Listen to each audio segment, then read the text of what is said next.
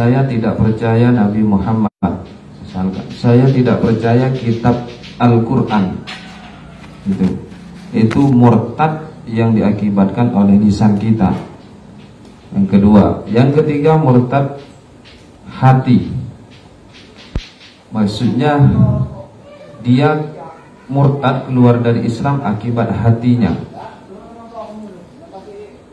Hatinya berkeyakinan misalkan Allah itu tidak satu, misalkan punya keyakinan seperti itu. Allah itu punya anak, Allah itu punya anak misalnya. Punya keyakinan seperti itu. Itu namanya murtad diakibatkan hati, keyakinan. Orang-orang yang seperti ini, orang yang keluar dari agama Islam seperti ini,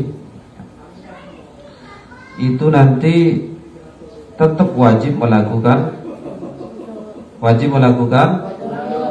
sholat, juga wajib melakukan qadha. Jadi punya dua kewajiban, wajib sholat juga wajib qadha.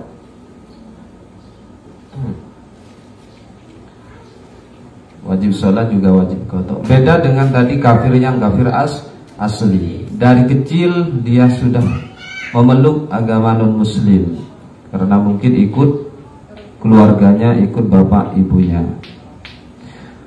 agama Kristen dari kecil. Tapi di satu waktu dia sudah beranjak dewasa, dia sudah terkena taklif, katakanlah dia sudah balik, baru usia berapa ya, katakanlah baliknya seorang laki-laki itu di usia rata-rata 15 tahun. Itu kalau tidak diawali dengan keluarnya mani.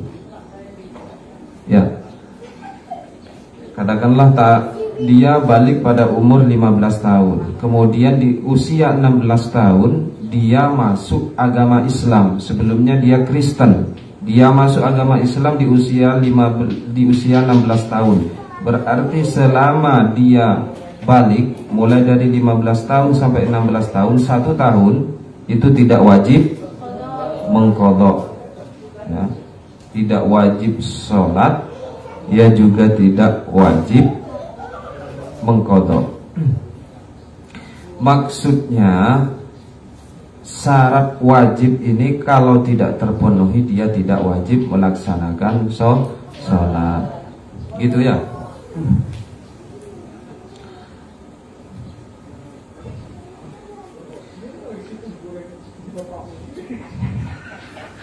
Kalau yang murtad tadi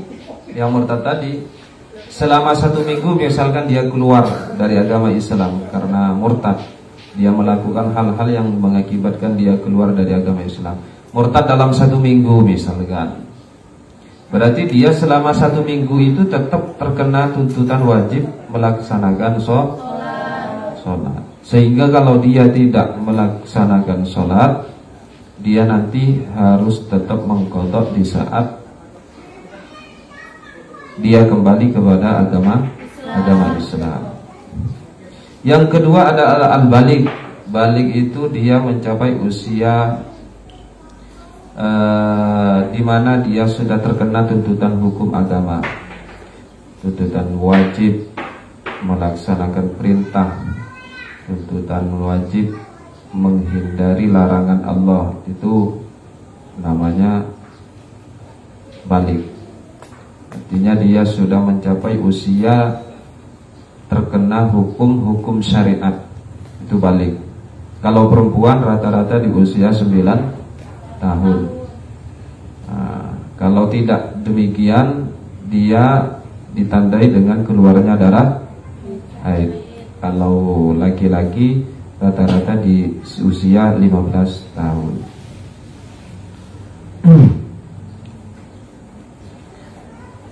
Berarti kalau dia tidak balik, berarti belum wajib melaksanakan sholat. Tapi untuk membiasakan diri supaya saat besar nanti terbiasa melaksanakan sholat, dari kecil sudah harus rajin sholat. Kalau tidak dibiasakan dari kecil, nanti sudah besar, sudah waktunya wajib sholat, dia malas-malesan. Sudah tepat pendidikan di pesantren.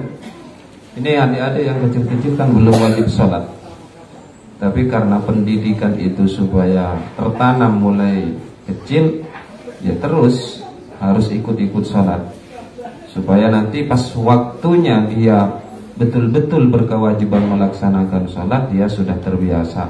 Dia tidak lagi sholat karena dipaksa, tidak lagi sholat karena peraturan pondok, tapi betul murni ada semangat dalam diri kita untuk taat kepada Allah.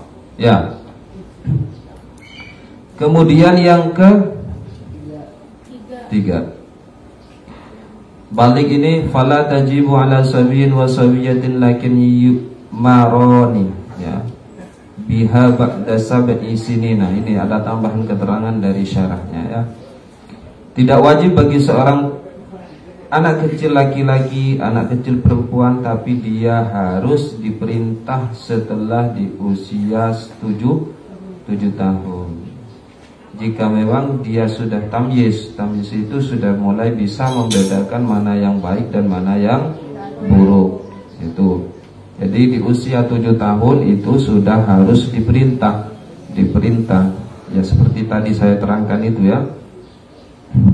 Kalau di usia 7 tahun tapi belum tamyiz, belum bisa membedakan antara baik dan buruk, dia itu agak terlambat, agak beleng-beleng, agak gak nyambung.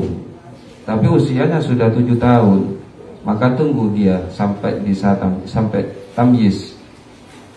Setelah itu wayudrabani ala tarkiha ba'da kamali asyri sinina. Kalau sudah di usia 10 tahun dia meninggalkan salat, maka ini sudah ada anjuran untuk diberi hukuman. Ya, kalau tadi di usia ke-7, ini untuk anak-anak kita nanti suatu saat kita punya anak. Kalau di usia 7 tahun itu kita sudah harus memberi dorongan untuk melakukan sholat. Kemudian sampai di usia 10 tahun disuruh sholat gak mau, maka dia sudah berhak untuk menerima hukuman. Wa yudrabani, dipukul. Kalau gak mau sholat dipukul. Ya.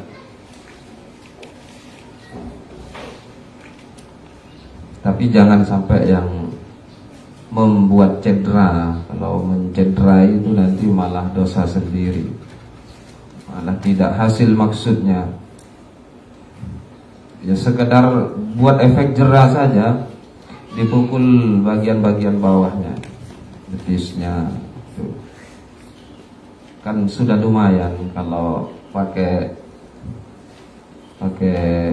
apa namanya, kayu itu kan sudah lumayan sakit, ya.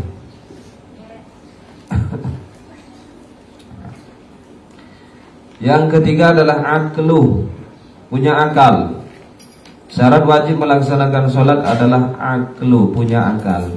Orang gila itu tidak wajib sholat. Kalau nggak pengen sholat, jadilah orang gila. Wasalisu al-aqlu fala tajibu ala majnunin, maka tidak wajib bagi orang yang majnun, orang yang gila. Orang gila tidak wajib sholat.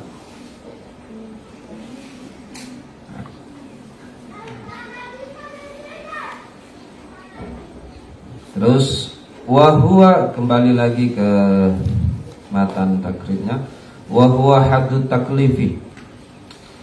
3 perkara ini adalah batasan taklif. Wahwa, adapun salah satu asya yang isinya Islam balik akal, itu haddut taklif, batasan seseorang terkena tuntutan hukum syariat. Haddut taklif ini perlu diingat ini. Orang terkena tuntutan hukum syar'i itu ada 3. batasan taklif namanya. Islam 1, balik 2, akal 3. Islam balik akal, Islam balik akal.